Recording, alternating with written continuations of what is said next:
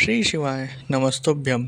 स्वागत है आपका शिव पुराण श्री रुद्र संहिता पंचम खंड 31वें अध्याय में शिवजी द्वारा देवताओं को आश्वासन। संत कुमार जी बोले, हे महामुने, इस प्रकार देवताओं की करुण प्रार्थना और अनुनय विनय सुनकर त्रिलोकीनाथ भगवान शिव बोले, हे श्रीहरि, हे ब्रह्मा जी और अन्य सभी देवताओं, मैं दैत्यराज शंखचूड़ के विषय में सब कुछ जानता हूँ।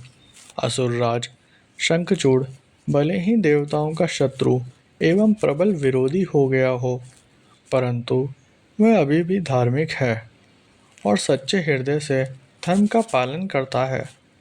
परंतु फिर भी तुम लोग मेरे पास मेरी शरण में आए हो और शरणागत की रक्षा करना सभी का कर्तव्य है, इसलिए मैं तुम्हारी रक्षा करने का वचन देता हूँ। तुम अपनी व्यर्थ की चिंताएं त्याग दो और प्रसन्न होकर अपने अपने स्थान पर लौट जाओ। मैं निश्चय ही शंखचूड़ का संहार करके उसके द्वारा दिए गए कष्टों से तुम्हें मुक्ति दिलाकर तुम्हारा स्वर्ग का राज्य तुम्हें वापस दिलाऊंगा। भगवान शिव जब इस प्रकार से देवताओं को शंखचूड़ के वध का आश्वासन दे ही रहे थे, तभी उनसे मिलने के लिए राधा के साथ श्री कृष्ण वहाँ पधारे।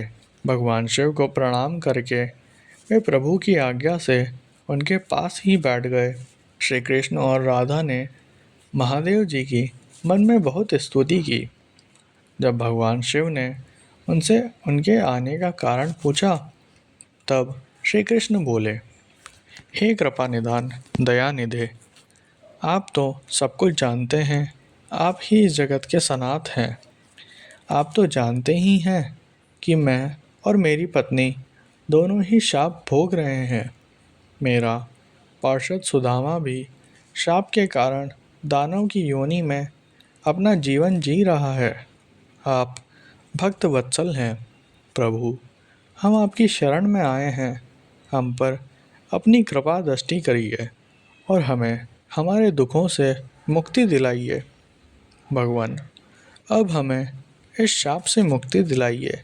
भगवान श्री कृष्ण की इस प्रार्थना को सुनकर देवादिदेव महादेव जी बोले, हे कृष्णा, आपको डरने की कोई आवश्यकता नहीं है।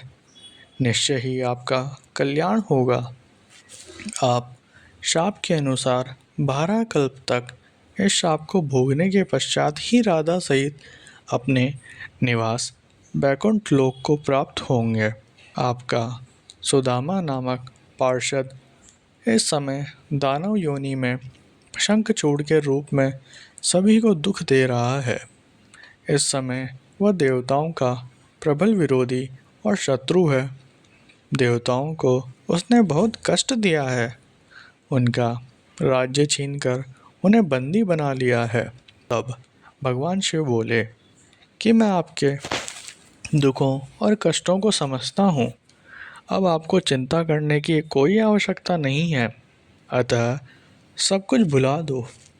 तब उन्होंने ब्रह्मा जी और श्री हरि विष्णु को आदेश दिया कि वे वहाँ से जाकर अन्य देवताओं को समझाएं कि वे निश्चिंत हो जाएं।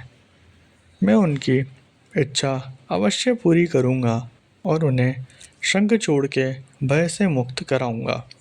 भगवान शिव के ये अमृत वचन सुनकर श्री कृष्ण, राधा, ब्रह्मा जी सहित श्री हरि विष्णु को बहुत संतोष हुआ।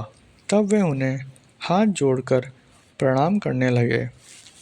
तत्पश्चात भगवान शिव से आज्ञा लेकर सभी प्रसन्नतापूर्वक अपने अपने स्थान को चले गए।